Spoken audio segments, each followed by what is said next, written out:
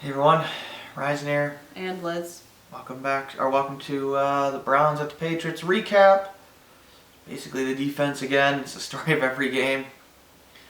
Patriots get the ball first, they punt. That's basically all they did the whole game. Browns go 3 and out. Next drive, Patriots do get a good pass to Dorsett. The Browns are the Browns, they have to take a timeout for 10 men on the field. On a 4th and 7, but the Patriots didn't pick it up.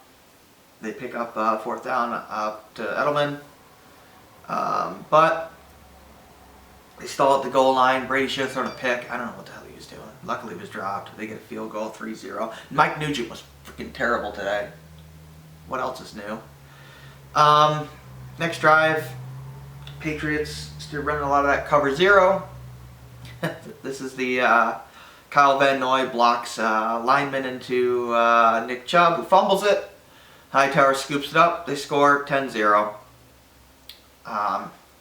Patriots. Bailey then kicks it out of bounds. That's not good. Chubb gets an excellent run, but then fumbles. It was recovered by, or forced by Jonathan Jones. I forget who recovered it, but he might have actually recovered it himself. But Pat's ball.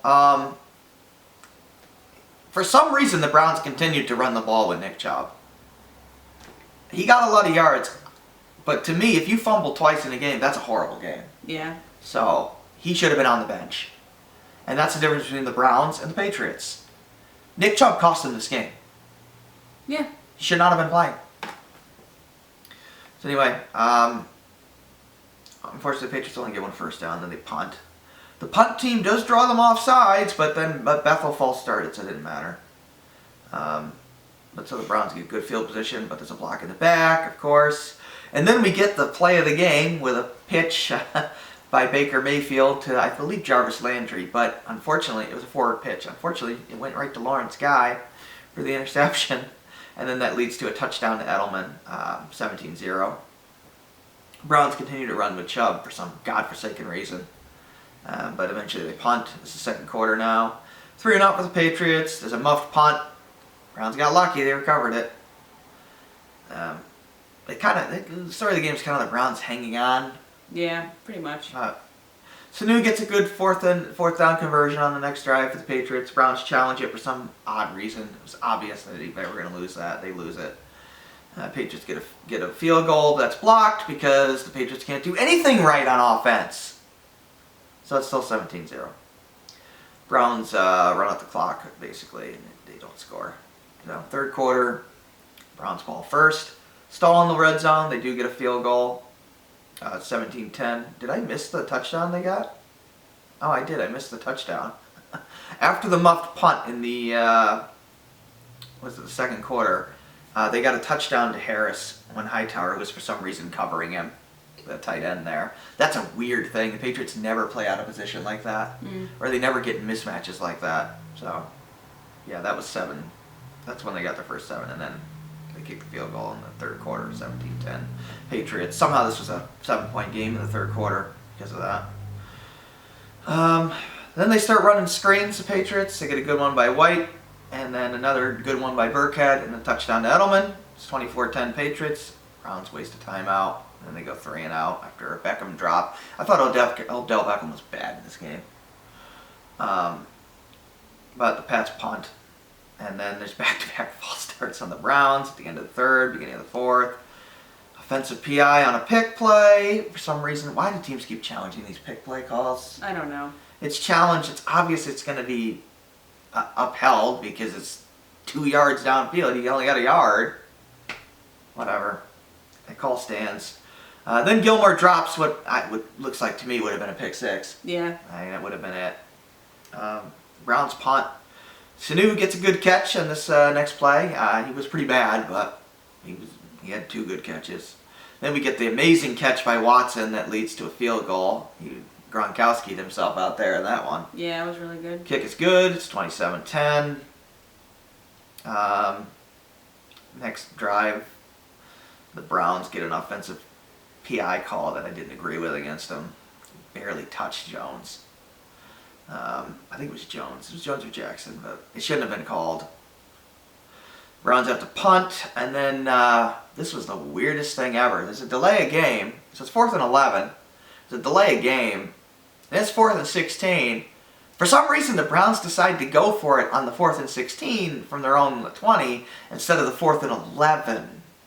Whatever. What the hell is that about? Supposedly, the explanation was they wanted to go for it on the 4th and 11, but didn't have time, so they told the guy to go offside. Just doesn't even make sense because you're on offense. I'm assuming they meant take the delay.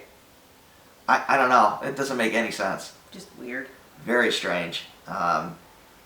Anyway, Mayfield got sacked on the play. Shaken up. I don't know. He's okay, I guess, but Patriots get the ball. Somehow they get no points off of this.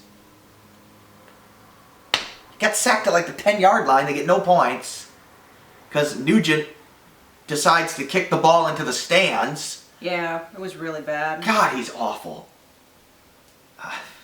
Whatever. He's been pretty reliable. The past couple weeks, he was bad this game. There's a good throw to Beckham, but then Baker got sacked anyway. It was a 4th and 1, and then near the red zone, and then it turned into 4th and 6 on a false start. They kick a field goal for some reason. It's 27-13. Then we get the onside kick. The Browns actually did a drop kick. More teams should do that because honestly, it confused the Patriots, and it seems like a much more reliable way to do it. Well, you couldn't tell which way it was going. Luckily for the Patriots, it went out of bounds because if not for that, I think the Browns were going to recover it. That's what it looked like. So that may be the method for onside kicks going forward for the new rules. Anyway, the Patriots have to punt, trying to run the ball out at this point, clock out at this point. There's a PI call on Jason McCourty, but then Collins basically ends the game with a sack. The Browns, they tap out at this point with a run. Yeah. So the game ends 27-13, and yet again, the Patriots defense is just dominant. Incredible. They had 3 turnovers, should have been 4 with a pick 6. They had a defensive score here. They gave up, 13 points is the most points they've given up all year. It's still only 2 field goals, and then the 1 touchdown on basically a mismatch that they put themselves in that they shouldn't have. The offense was better, but it's still lacking. They weren't very good. I thought they were better than they've been. And Brady was 20 of 36 for 259, 2 touchdowns. It's not terrible. They were better than they've been. No picks. Should have had 1 though. Michelle had a much better game. Michelle was okay. He ends the game with 21 carries, 74 yards, and a 3.5 average. But in the first half, he was over 4. So it's probably his best game so far. And Edelman had a good game, and so did James White. Calhoun did get injured, but he walked off, so I think he's all right. Mayfield, I thought, was pretty bad. Yeah. 20-31, 194, touchdown, a pick. And Chubb's stat line is misleading. He's got 20 carries for 131 yards, but 2 fumbles. 2 fumbles. He should have been benched. I'm sorry, he should have been benched. You cannot tolerate a guy fumbling twice. You just can't in a game. So, and the second fumble would have probably cost him a touchdown because it looked like he was going to score. If they didn't lose those fumbles, they probably would win the game. Probably would have won. Yeah. So, it's unacceptable as a professional football player to fumble the ball twice. Yeah, it's pretty bad. It's pretty bad. In the second fumble, there was no excuse. No. He's holding the ball so loose, and Jones saw it and caught up to him and punched the ball out. How do you not know to protect the ball? No, that's bad coaching. That's bad coaching. It's bad running. It's bad ball security. And if that was the Patriots, they would have told Nick Chubb to get your ass on the bench for the rest of the game. You can tell the difference in coaching. That's what it comes down to. So, whatever. Landry and Beckham really weren't that good. They did get 5 catches, but half of that was garbage time when they backed off. So, Browns weren't very good. Patriots defense is the story of the game, as always. Yep. Next week, they go to play at Baltimore. That'll be tougher, but the Patriots have been so dominant defensively, and they so dominate first and second-year quarterbacks, that I'd be worried if I was the Ravens. Yeah, I would be. They might make Lamar Jackson look foolish next week, and Jackson is a good quarterback, but we'll see. We'll see what they do.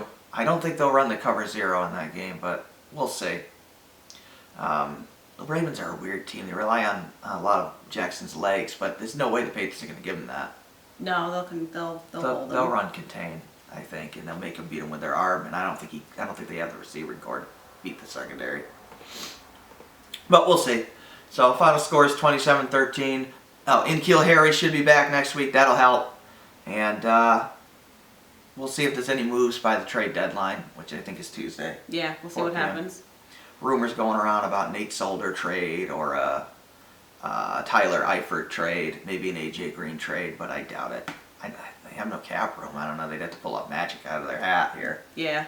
But whatever. All right. This is Ryzen. And Liz. Thanks for watching. Take care.